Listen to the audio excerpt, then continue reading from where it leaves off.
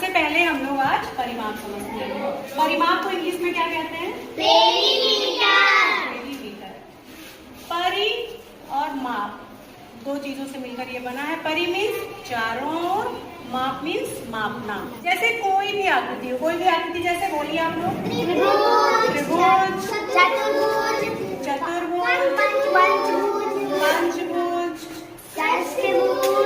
तो कोई भी आकृति हो, चाहे त्रिभुज हो, चतुर्भुज हो, पंचभुज हो, खष्टभुज हो, सप्तभुज हो, चाहे 10 भुज हो, चाहे जितनी भुजा वाली आकृति हो, चाहे आयत हो, चाहे वर्ग हो, कोई भी आकृति हो, उसमें जितनी भुजा है उसकी जो माप है उनको सबको माप डालो।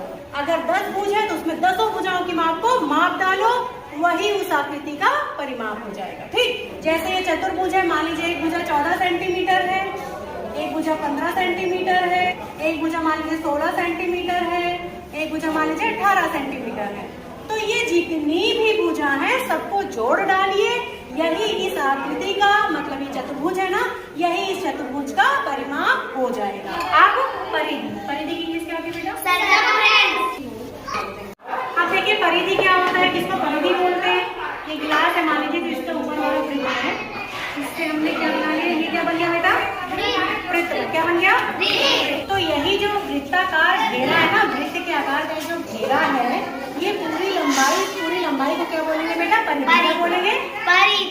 अगर सीधी भुजा रहे हैं उन सबको नाप डालिए तो उसको परिमाप बोलते हैं। ठीक है, परिमाप और परिधि एक ही चीज है।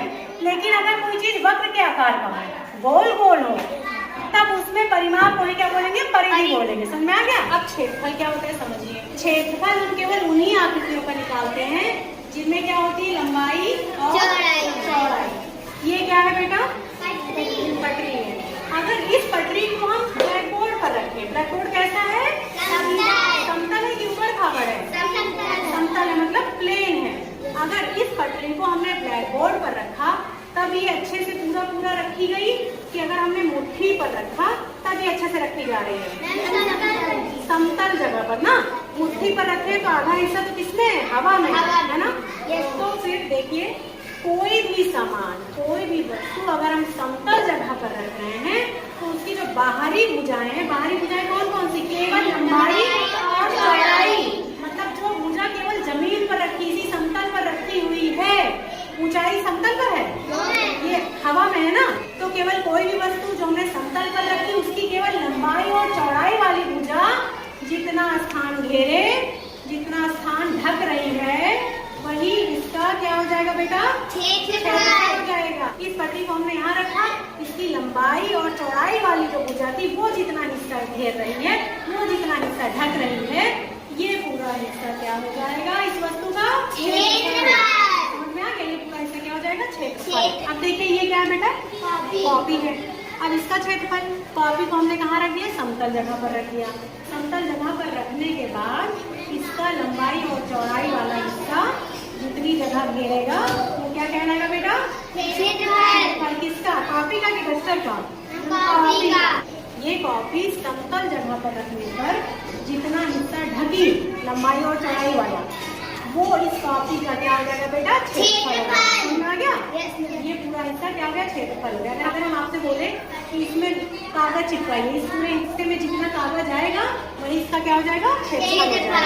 इसी माचिस को अगर हम किसी समतल जगह पर रख दें और इसकी चौड़ाई और लंबाई वाला हिस्सा जो जगह घेर रहा है समतल जगह पर, वो इस माचिस का क्या कहलाएगा? क्षेत्रफल। मतलब ये पूरा हिस्सा क्या कहलाएगा? क्षेत्रफल। अब इस माचिस में हम कितना सामान रख पा रहे हैं, ये इस माचिस का क्या कहलाएगा?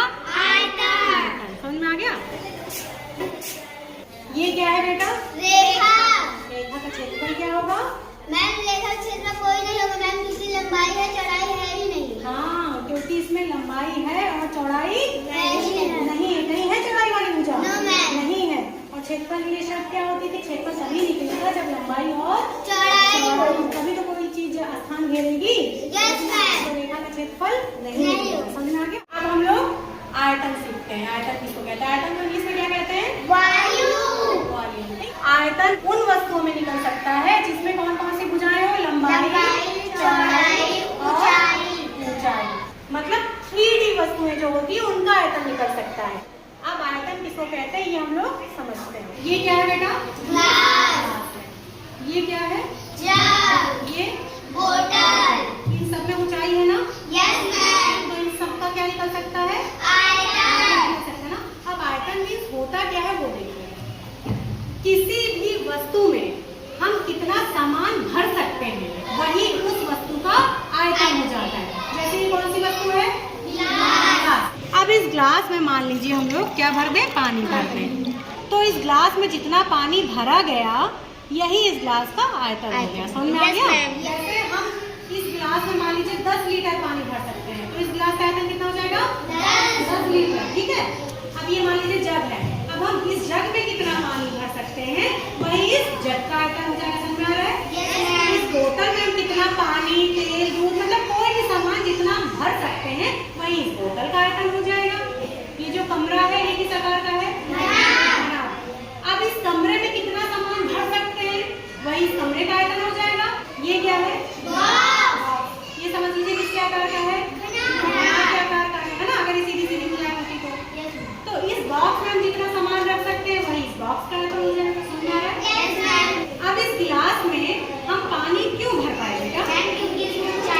क्योंकि इसमें ऊंचाई है। ऊंचाई मतलब गहराई है ना। तो अगर गहराई रहेगी तभी तो हम सामान भर पाएंगे। अगर केवल लंबाई और चौड़ाई ही खाली रहती, ऊंचाई या गहराई ना रहती तो क्या हम उसमें कोई सामान भर पाते? नहीं भर पाते। और आयतन का मतलब क्या होता है? किसी भी वस्तु में हम जितना सामान भर पाए, है ना। इसलिए जिसमें केवल लंबाई और चौड़ाई रहेगी उसका आयतन नहीं निकल सकता। समझ आ गया?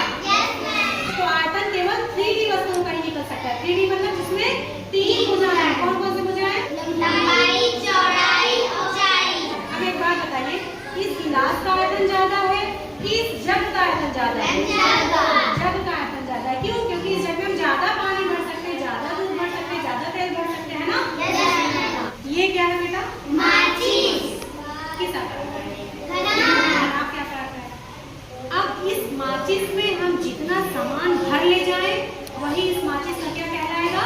आयतन। अभी जो हम लोगों ने 2D आकृतियां पढ़ा, 2D आकृतियां जैसे त्रिभुज, चतुर्भुज, पंचभुज, तो इस तरह की जो भी आकृतियां थी क्या इनका आयतन निकलता है?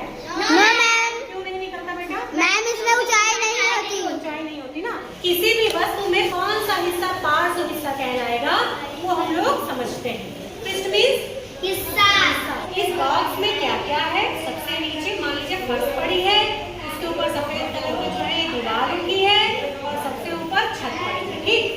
अब अगर इसी बॉक्स में से हम फर्श का हिस्सा काट के अलग कर दिए और छत का हिस्सा काट करके अलग कर दिए, अब जो हिस्सा बचा, कौन सा हिस्सा बचा? ये चारों दीवार बची। तो अब जो हिस्सा बचा वही पार्श्व पृष्ठ कहलाता है। क्या कहलाता है? पार्श्व पृष्ठ। कितने हिस्से बचे? 4। एक हिस्सा, 2 हिस्सा, 3 हिस्सा, 4 हिस्सा। तो घनाभ में कितने पार्श्व पृष्ठ के हिस्से हुए? 4। घन में 4। संपूर्ण पृष्ठ क्या होता है? इसी छत को और इसी फर्श को और चारों दीवार को हमने मिला दिया तो ये क्या कहलाया? संपूर्ण पृष्ठ। समझ में आ गया? अब देखिए वक्र पृष्ठ किसको कहते हैं। इसमें कैसी ऊंचाई है बेटा? क्या सीधी सीधी ऊंचाई है? नो मैम, घुमावदार ऊंचाई है। कैसी? गोल गोल है ना ये? घुमावदार ऊंचाई है।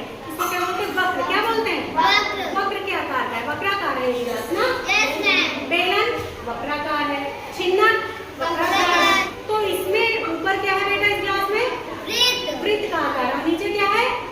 वृत्त का आकार है ना। Yes ma'am. तो अगर इसमें ऊपर छत वाला वृत्त और नीचे फर्श वाला वृत्त हमने काट दिया तब जो हिस्सा बचा तो इसको वक्र पृष्ठ बोलेंगे। क्या बोले बेटा? वक्र पृष्ठ। अगर सीधी सीधी ऊंचाई रहे तब इसमें फर्श और छत का हिस्सा काट दें तब जो हिस्सा बचा इसको पार्श्व पृष्ठ बोलेंगे। और अगर वक्राकार ऊंचाई है तब इसमें अगर छत और फर्श का हिस्सा काट दें तब जो हिस्सा बचा इसको क्या बोलेंगे? वक्र पृष्ठ। और संपूर्ण पृष्ठ कब बोलेंगे?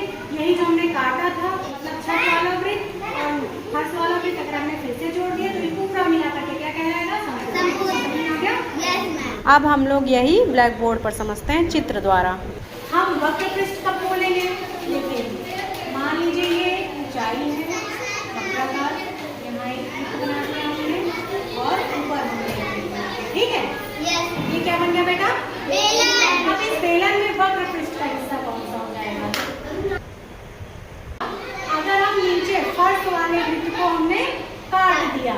और छत वाले वृत्त को हमने काट काट दिया।